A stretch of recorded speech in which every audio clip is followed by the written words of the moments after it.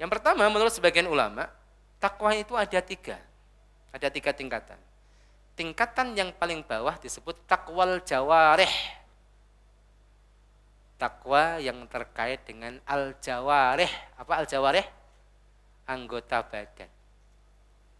Gambarannya seperti apa Bapak Ibu? Yaitu ketika kita mampu menundukkan raga kita untuk taat kepada Allah. Itu takwal jawarih. Al-jawarih. Rehnya hak ya Ibu ya. Kalau di bahasa Indonesia kan ha ya, jawarih gitu ya. Saya tegaskan pakai hak al-jawarih. Itu maknanya anggota badan. Ternyata itu takwa yang paling mendasar. Matanya takwa, lisannya takwa, ya kan ini ya? Itu takwa yang paling mendasar. Taat sama Allah, yang penting tundukkan raganya, fisiknya untuk Allah itu ya. Beres. Ada hukum dari Allah, siap. Sami'na wa ata'na. Ya.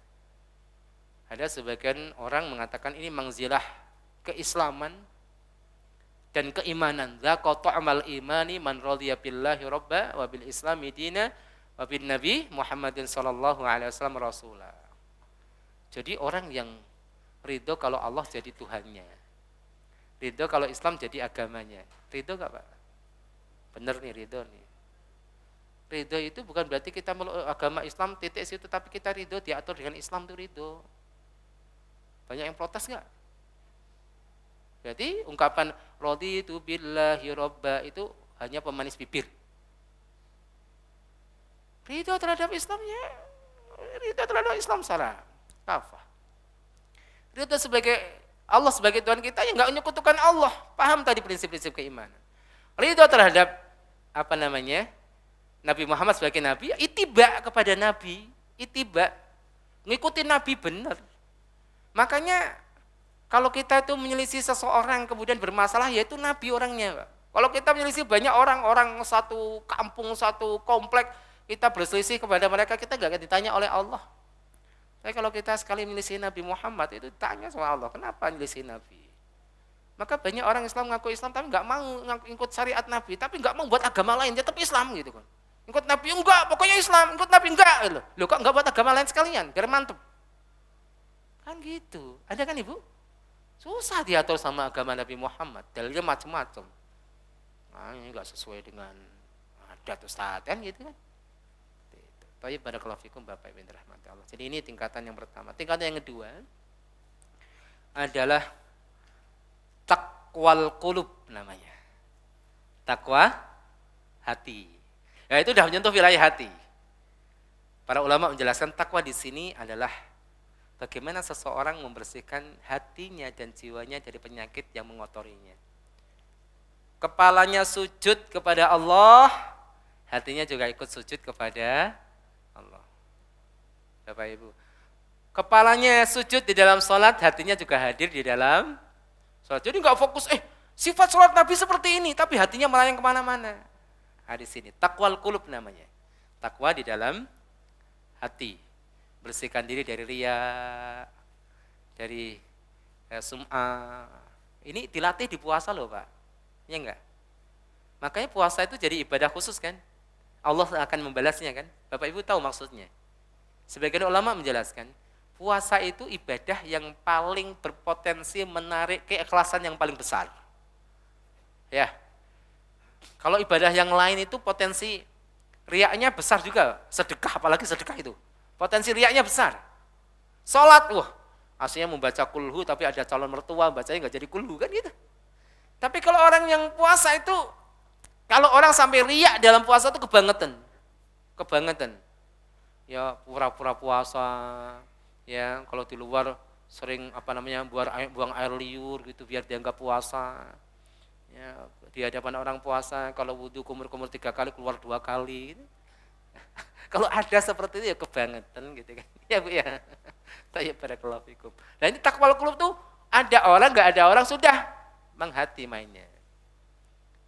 Ini kalau kita baca takwal qulub nanti cabangnya banyak ya Bu. Takwal qulub itu kaitannya adalah dengan tazkiyatun nufus, kajian tazkiyatun nufus. Enggak hanya bicara masalah riya, semua enggak panjang. Jadi kajian sendiri setahun nggak selesai kan gitu. Makanya Bapak Ibu di antara khazanah yang harus kita miliki kitab-kitab tazkiyatun nufus. Bapak Ibu kalau tidak mendapatkan kitab Madarijus Salikin, besar mungkin cari kitab yang lain. Kalau ada kitab Ihya Ulumuddin, mungkin ada hadis yang lemah, ada macam-macam. Tapi kitab itu kitab besar, Masya Allah. Bicara tentang tazkiyatun nufus itu artinya lebih longgar ya dalam masalah hadis. Itu diringkas dalam kitab Minhajul Qasidin misalnya. Itu boleh. Ada versi Indonesianya ya, Minhajul Qasidin atau Mukhtasar. Ya, Mukhtasar ringkasan Minhajul Qasidin dibaca itu untuk supaya kita masuk pada derajat taqwal qulub. Urusannya di hati, Pak. Kalau hati kan susah. Sarungnya maknya sama, sholatnya bareng, imamnya bareng. Ada yang dapat pahala full, ada yang dapat pahalanya setengah, ada yang pahalanya enggak ada karena riya. Sarungnya sama, imamnya sama, sahurnya sama, bahkan lebih banyak lagi sahurnya kan. Gitu. Paham ini Mas? Yang terakhir yang disebut dengan taqwan nufus. Ini lebih tinggi lagi. Jadi gambaran orang yang sampai pada derajat taqwan nufus itu sudah hidupnya itu ya isinya Allah, Pak. Tidak menatap sesuatu kecuali mengingatkan pada Allah Subhanahu wa taala dan aktivitasnya semua dikaitkan pada Allah. Ngasih makan anak karena Allah, ya kan? Beristri karena Allah, kerja karena Allah, itu kan berat. Jadi syahwatnya itu sudah enggak ada ke arah duniawiyah, dia semuanya Allah saja. Harta yang ia pegang itu ya seperti sampah gitu. Makanya orang seperti ini kalau kehilangan duit, itu bukan innalillah tapi alhamdulillah. Bisa enggak, Pak? Berat itu. Ada orang yang sampai derajat seperti ini menganggap harta itu seperti sampah yang ada di depan rumahnya. Kalau diambil orang, kita terima kasih kan, Pak? Makasih udah diambil sampahnya. Ada orang marah, jangan sembarangan ambil sampah saya. Ada. Makanya Urwah bin Zubair, seorang tabi'in, ya, ketika diamputasi kakinya, karena ketika di perjalanan menuju khalifah, tersangkut satu benda tajam, membengkak, busuk, sampai tempat khalifah itu 3 atau 4 hari sudah enggak tertolong, harus diamputasi, digergaji, dagingnya dikelupasin, darah mencucur, dikasih minyak panas, akhirnya berhenti darahnya, pingsan. Ketika digergaji itu, dia minta izin, operasi saya dalam keadaan sholat. Sholat, dioperasi, ya gitu, supaya fokus ya dia enggak. Ketika disiram minyak panas, sudah enggak kuat, jatuh pingsan. Ketika sadar disodorkan kepada beliau kakinya yang dipotong, ini kaki Anda wahai imam. Ucapan pertama kali apa Bapak Ibu? Alhamdulillah, engkau ambil 1 dan sisakan lebih banyak 3 untuk saya ya Allah. 1 kaki diambil masih ada 1 kaki dan 2 tangan. Itu Masya Allah, tidak dibuat-buat. Alhamdulillah, nangis enggak? Alhamdulillah, itu berbinar matanya gitu loh. Ini enggak bisa dibuat-buat. Ada orang kehilangan duit 1 juta. Alhamdulillah ya Allah. Alhamdulillah iya, tapi nangisnya 3 hari sama. Ya, paham ya Ibu? Enggak bisa modus, Allah enggak bisa dimodusin.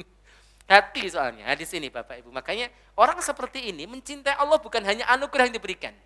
Bukan karena anugerah, dikasih Masya Allah istri soleha, anaknya ganteng-ganteng, rezekinya lancar, cinta sama Allah.